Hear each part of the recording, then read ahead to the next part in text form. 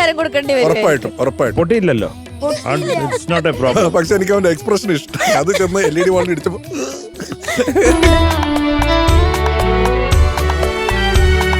അവനോട് ആരെങ്കിലും അങ്ങനെ ചെയ്യും? അവനെ കണ്ടാൽ ചെയ്യാൻ തോന്നുമോ?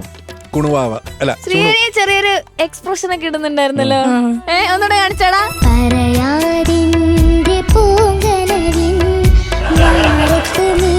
അവന്റെ ഒരു 3 ടിങ് ടിങ് ടിങ് അതൊക്കെ നല്ല രസമുണ്ടായിരുന്നു.